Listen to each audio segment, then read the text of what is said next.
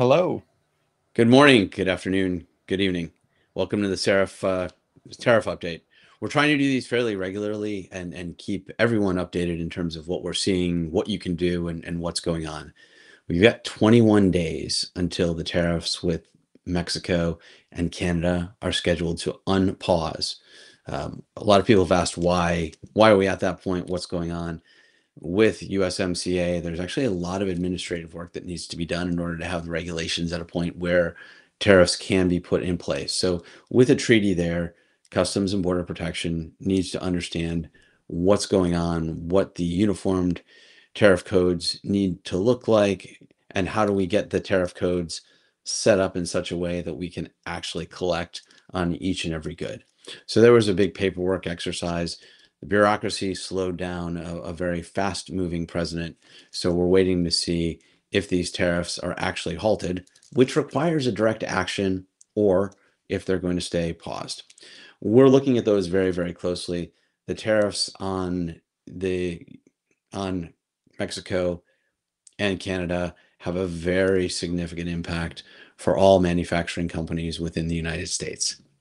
That 25% will have a significant impact on EBIT margins. We're seeing reporting that GM could see a 25% impact on EBITDA margins without action, but there are plenty of actions that they can take to minimize that. 4 to 15%, and Stellantis about 12%. So we'll see what happens if these become unpaused. Others have lower impacts, and a lot of companies, including some of our clients that we're working with right now, are taking very direct actions to try to fix that. Within a global perspective, we just saw steel and aluminum tariffs come back. Trump likes tariffs on metals. He wants to protect U.S. infrastructure around metal manufacturing. So we've seen those tariffs come back in at 25%. That's not surprising. We're also seeing the tariffs that have launched against China, an additional 10% tariff there. Those are a starting point, he said. So we could see those grow. We could see more. What we're following closely right now are a lot of discussions around tech companies and penalties being laid upon tech companies by the European Union. There was just something that came out on Bing. We know Google has had problems with their browser. We know Tesla is struggling in Germany, and there's different regulations and data privacy laws that are in place within the EU. Now, my concern is that there aren't a lot of EU companies in the tech space, so it's very easy to regulate foreign companies that want to come in, but there aren't clear replacements for those companies right now.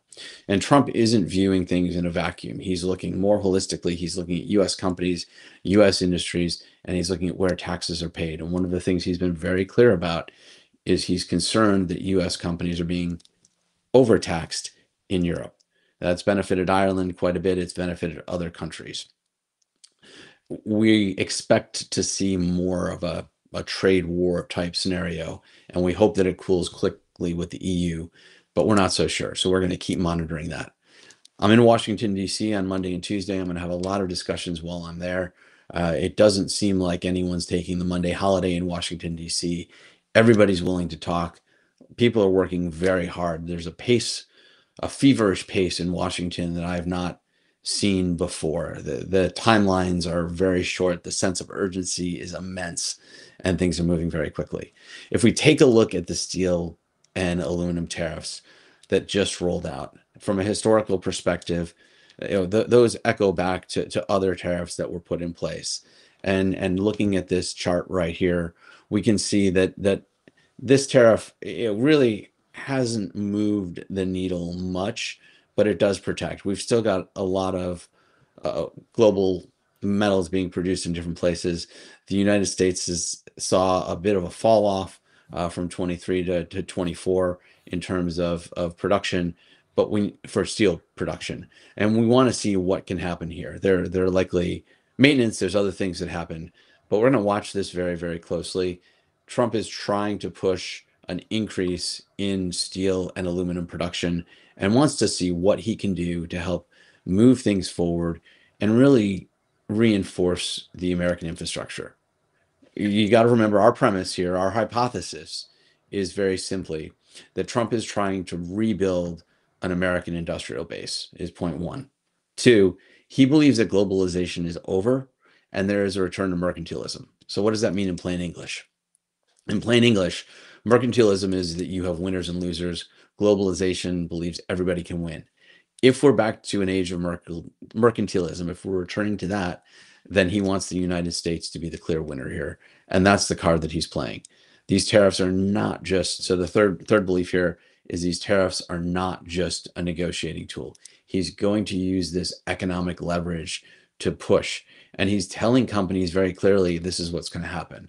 We believe the reason he targeted Mexico and Canada out of the gate is to send a very clear message. This is how we treat our friends. You want to be our friend. You don't want to be on the other side of this. And that 10% additional tariff on China and the change in the de minimis code, which also is paused because they need to get the regulations. They need to figure out how do they actually handle this with the number of packages coming in, will be pretty significant. So we'll look at those changes and we'll continue to watch those moving forward. Yeah, and one point I just wanted to bring up based on that, and I know Ambrose had posted about it yesterday, that the overarching theory of what Trump is trying to signal to businesses, the market, people on this call, is that when introducing these tariffs, he said we may go higher on steel and aluminum. Now, that could be a negotiating tactic, but in fitting with what he said in a recent talk at the World Economic Forum, and basically all the way to the start of 2024 when he began campaigning in earnest, he's made it clear that he believes that a president that's a great deal maker could have a lot more manufacturing and jobs in the US. And so that's why on the right hand side of this slide, as we've been working with clients, just thinking about how how can you evaluate all the different pieces of your supply chain. And there's going to be some buckets that really are kind of a toss up already with where they're located based on labor cost and things like that, where you're really using uh, injection molding or stamping, some of those parts that might just make sense to move now because they were pretty loose rationale to be where they are.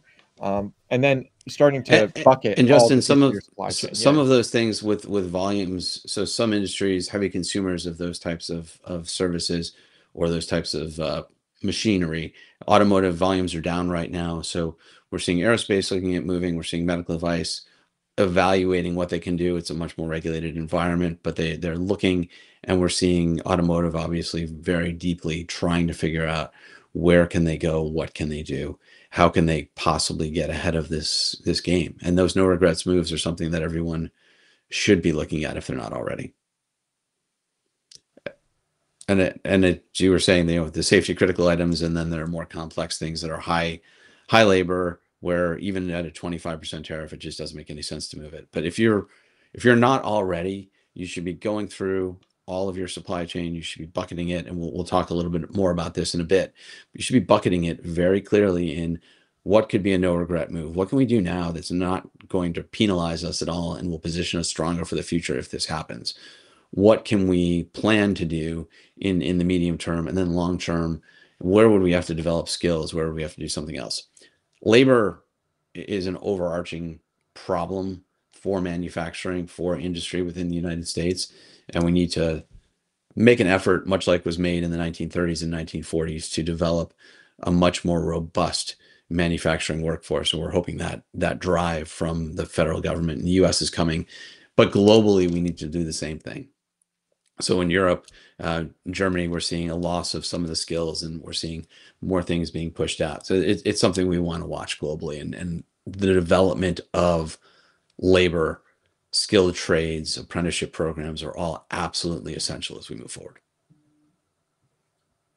And I just put in the chat here, if you're following along on LinkedIn, if you have questions or things you'd like to see us cover going forward, even specific things, even if it's not a question for today, we'd love that to guide some of our work.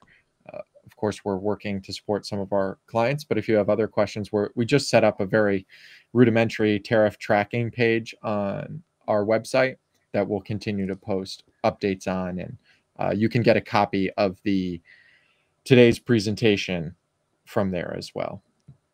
So if we look at the EU, because my belief right now is that Trump is turning his attention to the EU, and those are some of the discussions that I'm going to have on Monday and Tuesday.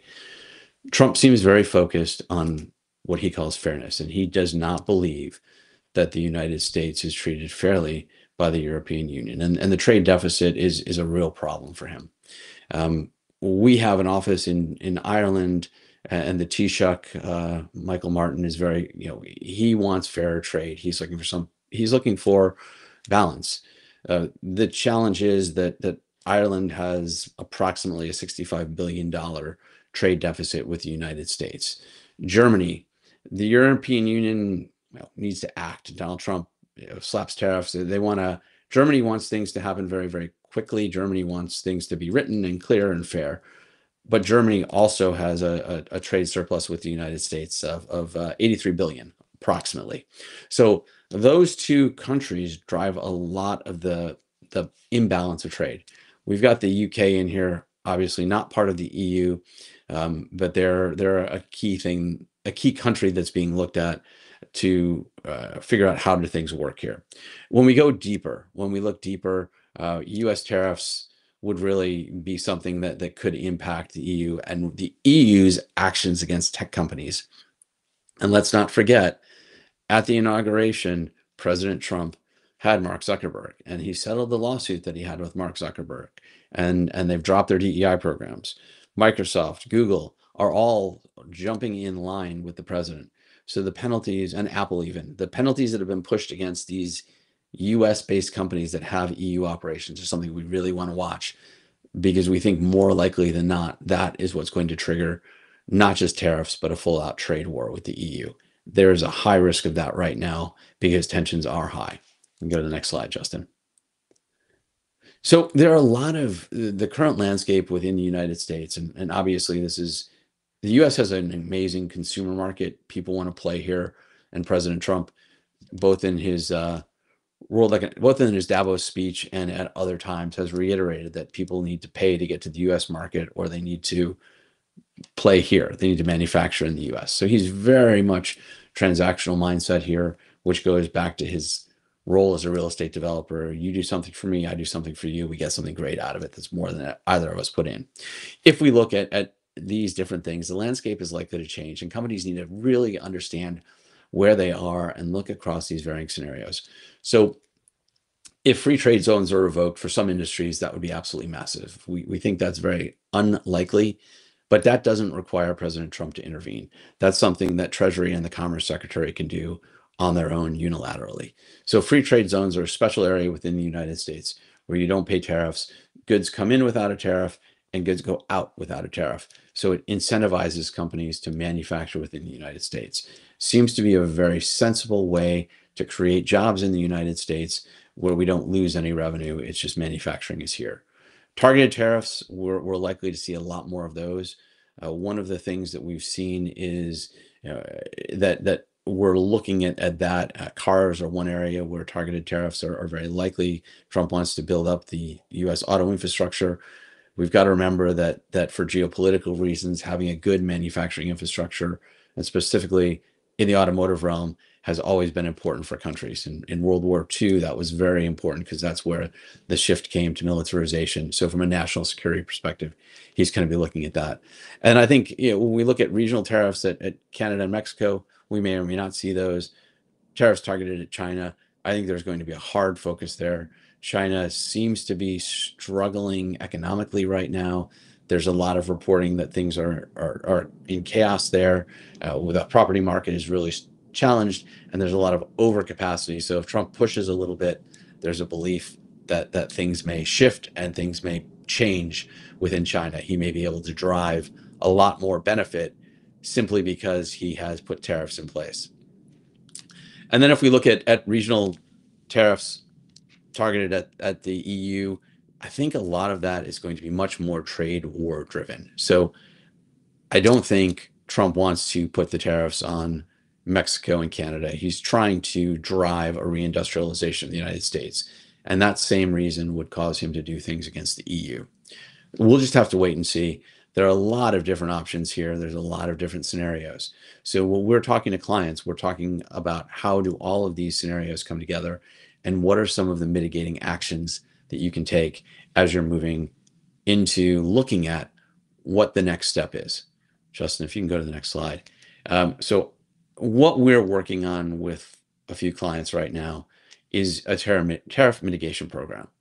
This is all about having the right models, understanding the impact, and understanding what you can do. So we start off with what's profitability analysis, looking at what are the costs, what are the pricing levers we have, how do we really understand what we can do. One of the clients that we're working with realized that they didn't need to go much deeper, because as they looked, they realized that they could raise prices in the market. The sales team had not pushed prices up as high as they could. They started to do that, and they've seen pricing power is there. So that's a positive. Very few companies are that lucky. Supplier risk impact matrix, looking at tariff sensitivity model, modeling all of these things out so that we know that if this is just on one specific commodity or if it's on a country, where does everything come from? How does it impact us? What moves do we need to take? And then looking at quick wins, really understanding what could we do that are no regrets actions today to get things from wherever they are, where there's a tariff, into the United States for the United States. This is going to get broader, though. You're going to have to look at within Europe, within the European Union, what can come from outside of the European Union into the European Union. If we accept that Trump is targeting globalization and an end of globalization is part of what he's driving for to really strengthen the US economy, then we'll see a much different trading and supply chain, value chain world in the next couple of years. So a lot that can be done here. Happy to go through this with anyone that wants to in depth. But if you don't have a program in place right now to mitigate it, you need to take a look.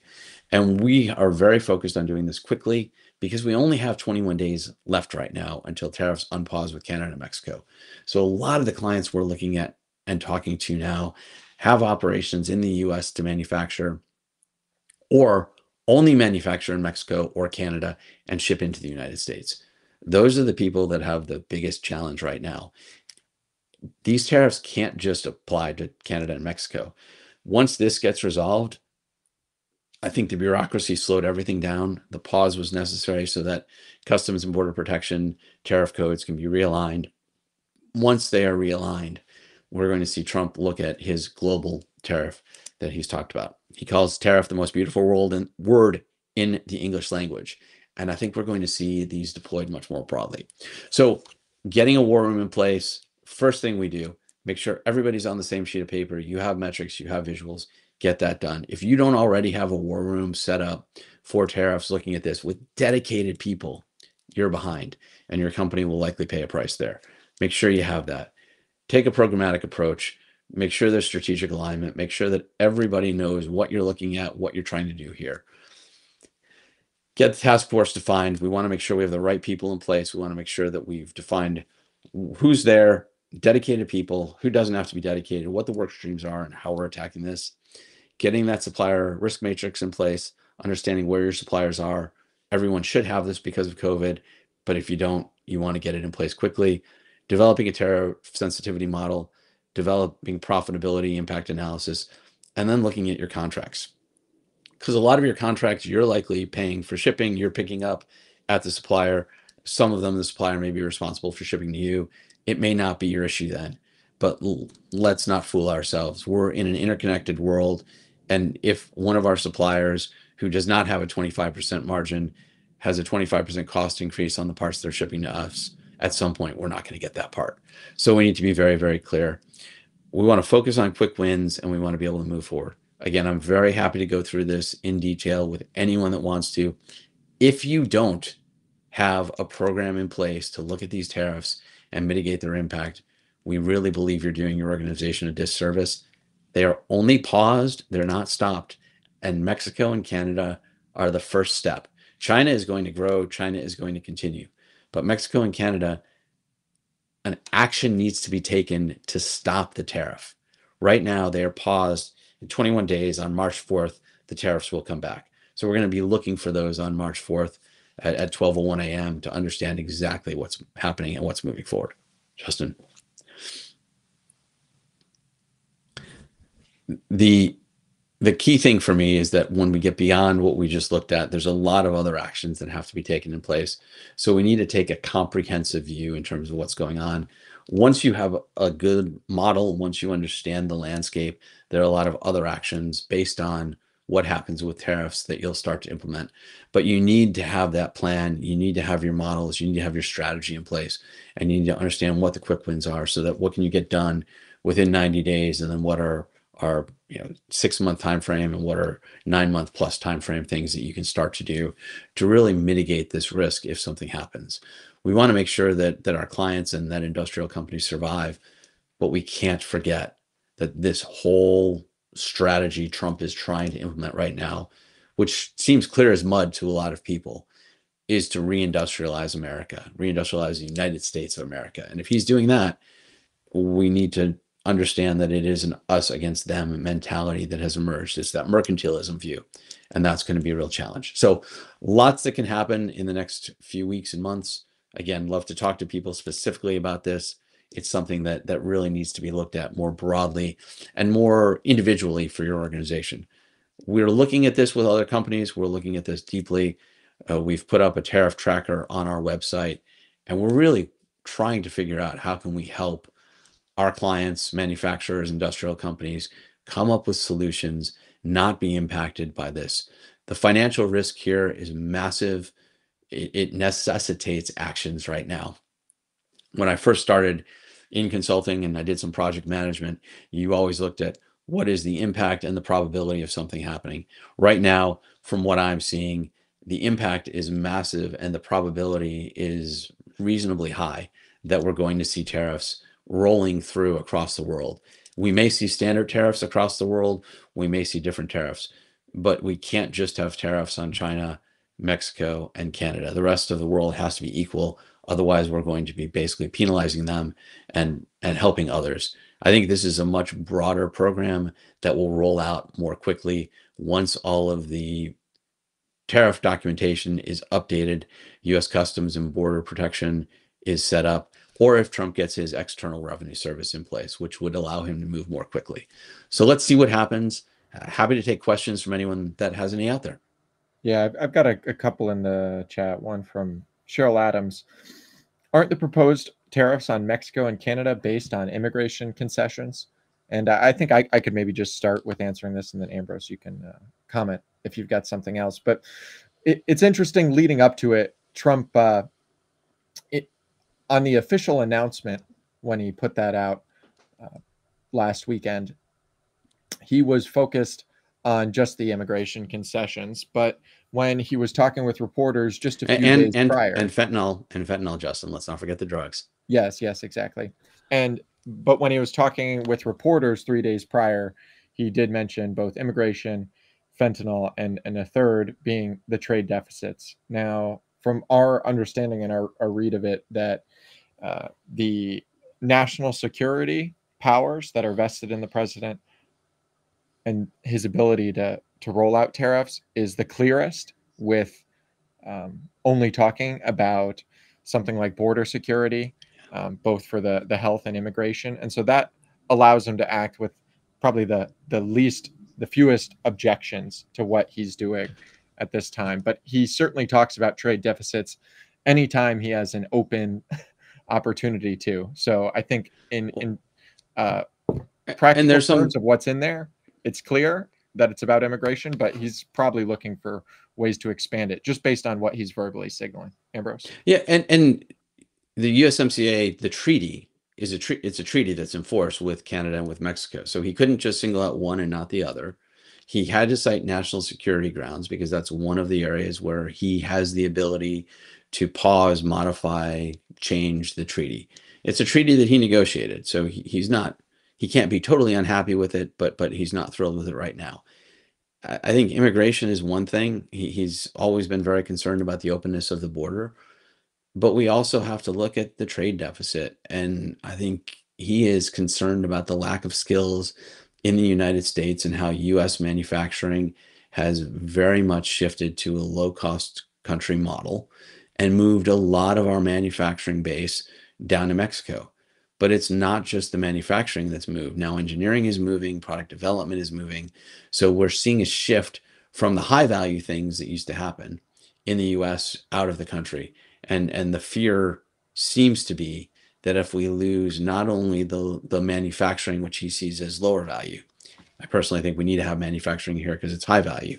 We're also losing the product engineering, the product development side. So if we lose engineering and product development, what do we have left within the United States? So this is a reimagining what the U.S. is going to be. This is his focus on reindustrializing America, and you know, if you've seen his hats, "Make America Great Again," he wants to make America great again. He wants to pull these things back into the United States. He doesn't want to have, you know, Apple not only manufacturing outside of the country, but also engineering outside of the country. He wants to make sure that we keep the best and the brightest and the highest value activities here, and knows that he needs to pull some of these lower value activities here. But those lower value activities is what gave us the middle class. It's what enabled America to be what it is today.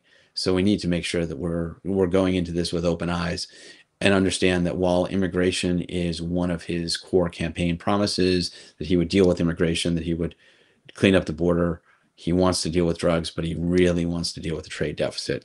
And he wants America to be the manufacturing engine of the world again.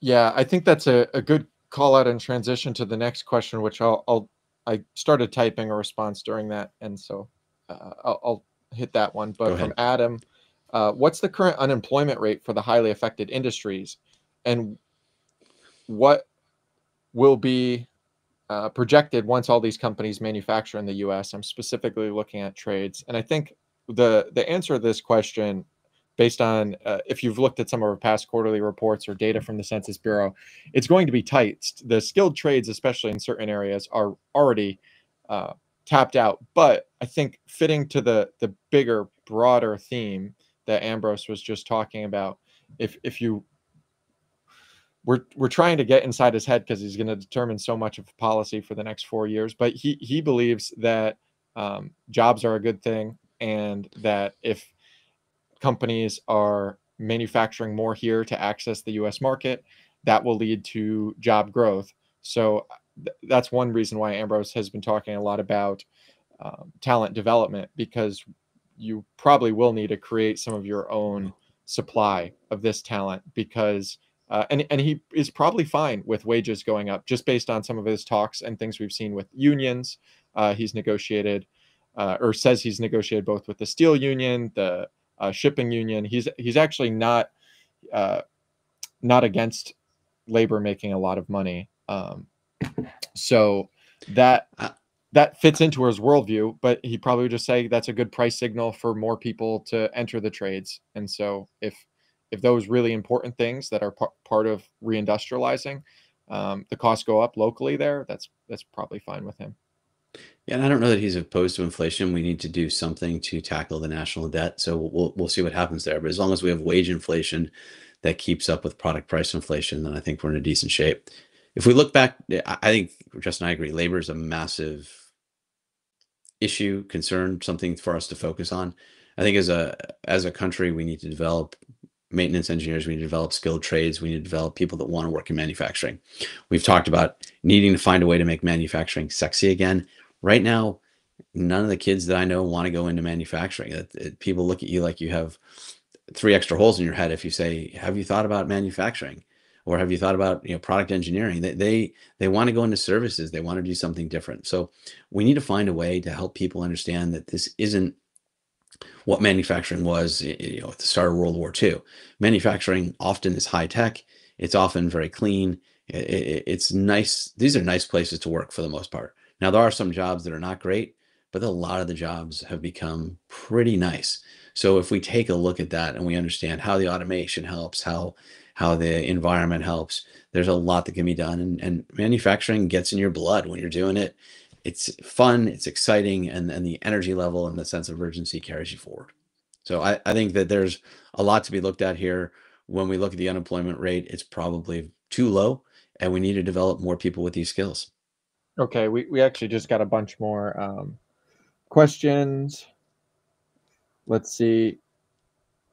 From Jeff Nicholson, do you anticipate a focus on specific commodity codes for the incremental China tariff?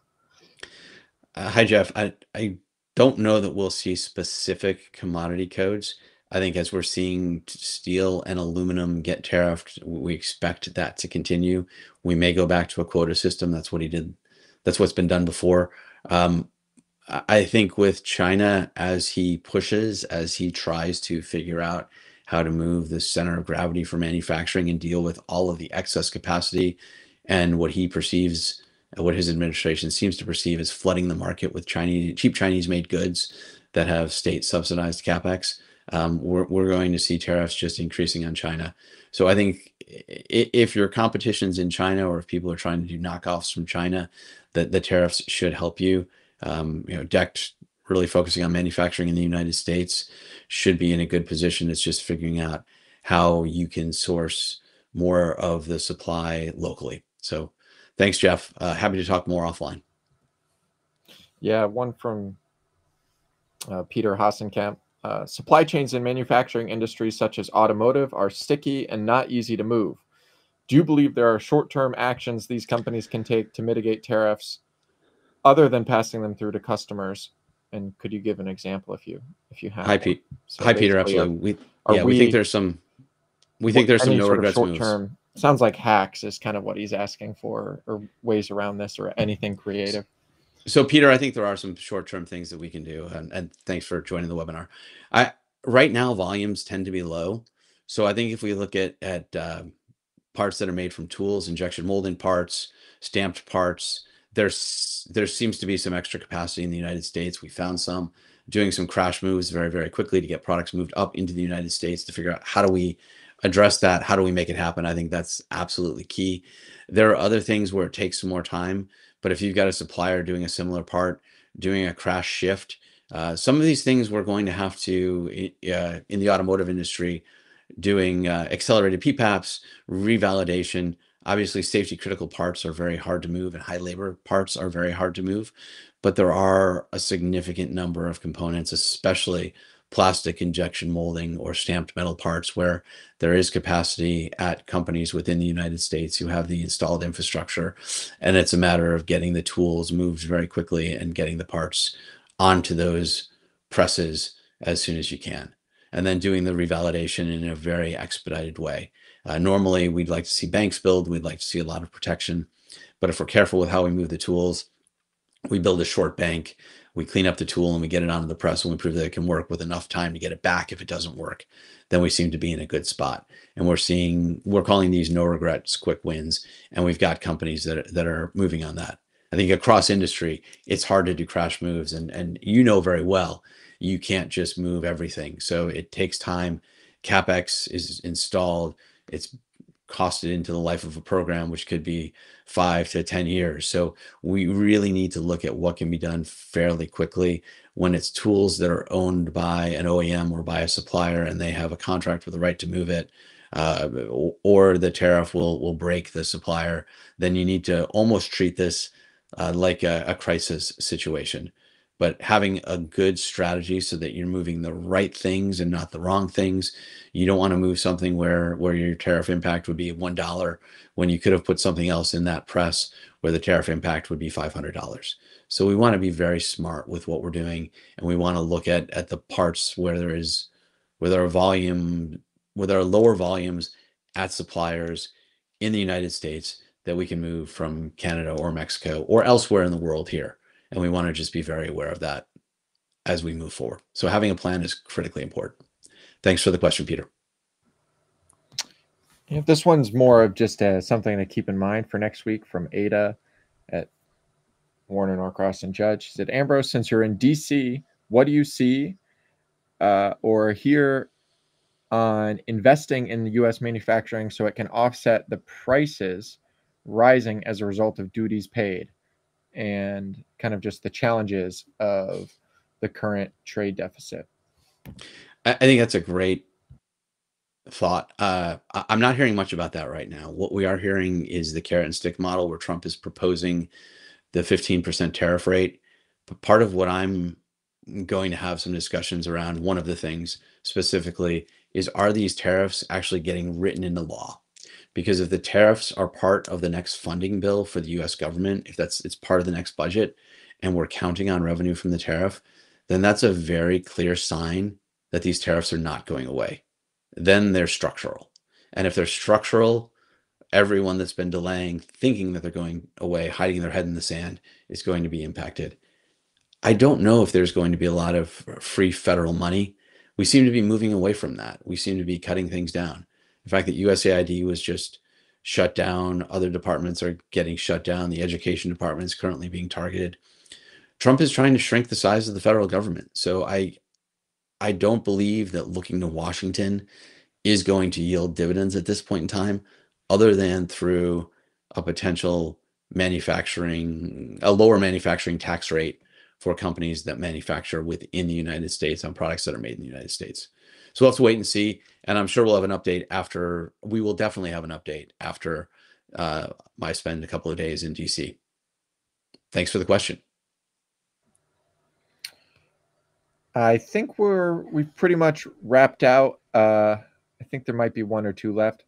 From Joseph, wait and see is the prevalent approach we see currently. This seems to limit options and should implementation move quickly. What approaches are you seeing currently being implemented aside from passing on the cost increases? I think you might have hit some of this already, but yeah, we can go over it quickly. What we're encouraging people to do, and what I'm doing with clients right now, is we are very clearly looking at what are you bringing into the United States? What are you manufacturing outside the United States? What is the tariff impact on that potentially? Developing models, looking at pricing. Can you raise prices? There are very few opportunities to raise prices. So we need to look at localization, and we need to look at localization in a way that we haven't looked at localization before. This is a seismic shift to the manufacturing world, to the supply chain world, much like COVID. So we need to almost think about if there's a 25% tariff on some of these things, it might make it so that our business will fail in a certain period of time. If that's the case, we don't have time to do a nice orderly move. We have to figure out how to address this in survival mode. The companies that are taking a wait and see approach are really missing something from my perspective. These tariffs have to be canceled actively by a presidential signature. He has to revoke the executive order implementing them. He just paused them. So we need to be very clear that if you're not developing models, if you're not understanding what your options are now, while we've got this delay, you're very likely going to pay a price come March 4th at 12:01 a.m. The tariffs start then. It's not like we're waiting to see if they start. They start then. That's what his executive order says. That's what the pause acknowledges. So they're coming into effect. The only reason they didn't start when he wanted them to was because the government was behind. So we couldn't get things written fast enough to enable these to be implemented. We didn't have the capability with Customs and Border Protection. That's all coming into play now. That's all being worked on in the background. My question is, are these being built into the new budget? And if they are, then we're going to see persistent tariffs because it's part of the funding. And in that case, the companies that have moved quickly will definitely have a significant cost advantage. They may even be able to put pressure on the competitors by lowering some prices and just bleeding them out for a little while. We're going to wait and see what happens, but I don't think putting your head in the sand is key. I think you have to be looking at where can you move things in, where can you raise prices, and then understanding what the global model looks like. And I don't believe that this will just be a Canada and Mexico thing. We'll have to see tariffs balance out, and we'll have to see more uniform tariff rates around the world if we're going to reindustrialize the United States. And remember, we're coming from a hypothesis that Trump is trying to reindustrialize the United States. So thank you very much, everyone, for joining today. We don't have much on there yet, but you can download the presentation from today at seraph.com/tariff tracker or tariff-tracker. You can see it along the bottom here. And we're going to continue posting there on our LinkedIn.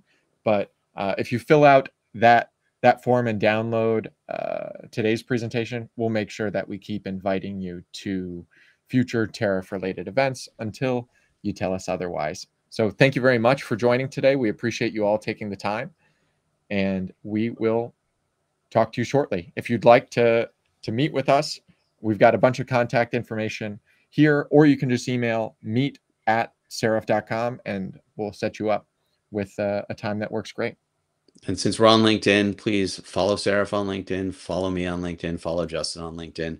We'd love to have individual conversations with each and every one of you. Please feel free to reach out. I wish you all the best of luck with this, and we'll have an update again after